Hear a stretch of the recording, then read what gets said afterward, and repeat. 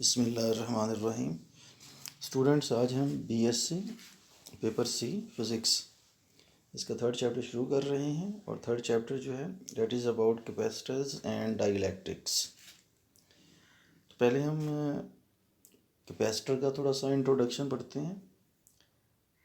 ये पढ़ा है आप लोगों ने एफएससी में भी एक दफ़ा। अपने जो प्रीवियस नॉलेज है उसे हमने रिवाइज़ करना है। तो जानते हैं हम कि कैपेसिटर जो है वो एक ऐसा डिवाइस है जो इलेक्ट्रिक चार्ज स्टोर करता है। इसे कंडेंसर भी कहते हैं। कंडेंसर इसलिए कहा जाता है क्योंकि जब ये कैपेसिटर जो है वो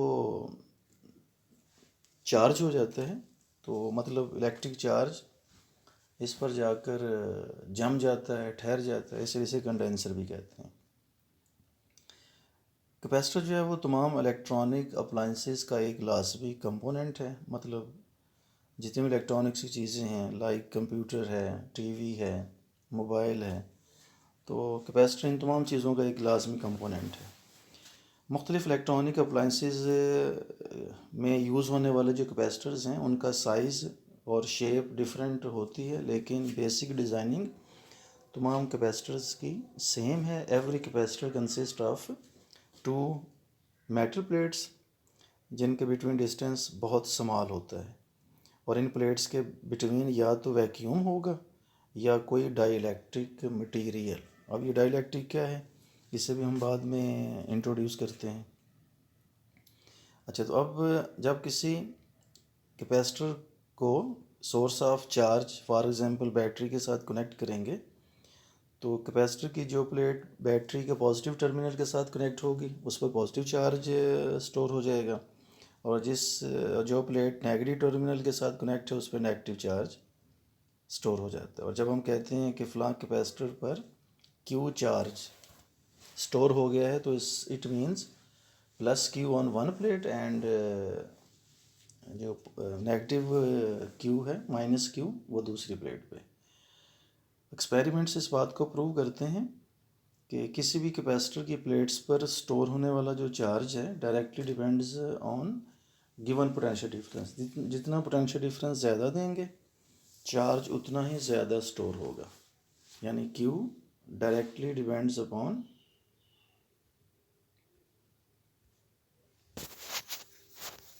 गिवन पोटेंशियल डिफरेंस। तो यहाँ से हमारे पास रिजल्ट आएगा Q is equal to C V. C जो है वो कांस्टेंट ऑफ प्रोपोर्शनलिटी है and this is called capacitance of capacitor. दो तरह से आप इसको डिफाइन कर सकते हैं। कैपेसिटेंस की पहली डेफिनेशन क्या है? The ability of a capacitor to store charge on its plates.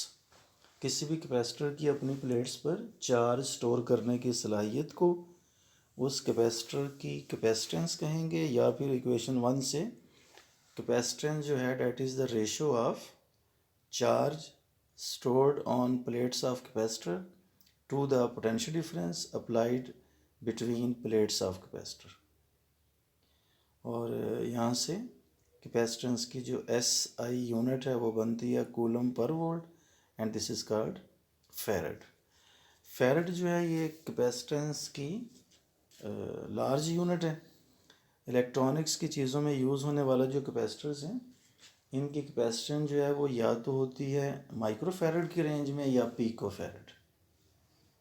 Microfarad 10-6 और पिकोफैरड जो है वो 10-12 फैरड। तो ये तो है जी थोड़ा सा कैपेसिटर का इंट्रोडक्शन। तो मतलब ये हुआ कि इलेक्ट्रॉनिक्स अप्लाइंसेस में यूज़ होने वाला एक ऐसा कंपोनेंट जो इलेक्ट्रिक चार्ज स्टोर करने के लिए यूज़ होता है, उस इलेक्ट्रॉनिक कंपोनेंट को कैपेसिटर या कंडेंसर कहते हैं। अब इसी का पार्ट डाइलेक्ट्रिक, क्योंकि अभी हमने कैपेसिटर को डिस्कस करते हुए कहा था कि कैपेसिटर की प्लेट्स के बिटवीन या तो वैक्यूम होता है या कोई डाइलेक्ट्रिक। तो अब ये डाइलेक्ट्रिक क्या चीज़ है, तो इसके लिए अब हम नेक्स्ट पेज की तरफ आएंगे। जी स्टूडेंट्स, डाइलेक्ट्रिक्स को अब हम थोड़ा सा डिस्कस करते हैं। जैसा कि हम जानते हैं कि तमाम सब्सटेंसेस जो हैं उनका जो इलेक्ट्रिकल बिहेवियर है, मतलब क्या वो इलेक्ट्रिक करंट पास होने देते हैं या नहीं होने देते, इस हवाले से जो सब्सटेंसेस हैं इनकी टू मेजर क्लासेस मतलब टाइप्स हैं। वैसे तो तीन बनती हैं। तो एक है कंडक्टर्स, वो सब्सटेंसेस जो इलेक्ट्रिक करंट को इजीली पास होने देते हैं, for example all the metals. और जो हैं इंसुलेटर्स, वो ऐसे सब्सटेंसेस हैं जो करंट को मुकम्मल तौर पे ब्लॉक कर देते हैं, पास होने नहीं देते। और एक तीसरी टाइप बनती है विच आर कॉल्ड सेमीकंडक्टर्स। और सेमीकंडक्टर्स जो हैं वो ऐसे सब्सटेंसेस होते हैं जिनका electrical behaviour in between conductors and insulators, मतलब सेमीकंडक्टर्स की रेजिस्टिविटी कंडक्टर्स के मुकाबले में ज़्यादा, इंसुलेटर्स के मुकाबले में कम। और कंडक्टिविटी जो है वो कंडक्टर्स के मुकाबले में कम, इंसुलेटर्स के मुकाबले में ज़्यादा। तो इन्हें इंसुलेटर्स कहा, सेमीकंडक्टर्स कहते हैं, फॉर एग्जांपल जर्मेनियम और सिलिकॉन। अच्छा, अब ये जो इंसुलेटर्स हैं जिनके बारे में हमने पढ़ा कि ये ऐसे सब्सटेंसेस हैं जो इलेक्ट्रिक चार्ज को अपने थ्रू पास नहीं होने देते, इन्हीं इंसुलेटर्स को डाइलेक्ट्रिक्स कहते हैं। और ये यूज़ किए जाते हैं बिटवीन प्लेट्स ऑफ कैपेसिटर। इसकी एक रीज़न होती है, वो नेक्स्ट आर्टिकल्स में पढ़ते जाएंगे। अच्छा, मज़ीद वज़ाहत के लिए डाइलेक्ट्रिक्स की मज़ीद वज़ाहत के लिए नेक्स्ट पेज की तरफ आएंगे। जी स्टूडेंट्स, हम डाइलेक्ट्रिक्स की बात कर रहे थे। अच्छा, ये जो डाइलेक्ट्रिक्स हैं दे कंसिस्ट ऑफ पोलर और नॉन पोलर। मतलब डाइलेक्ट्रिक्स जो हैं ये पोलर भी हो सकते हैं, नॉन पोलर भी हो सकते हैं। Non polar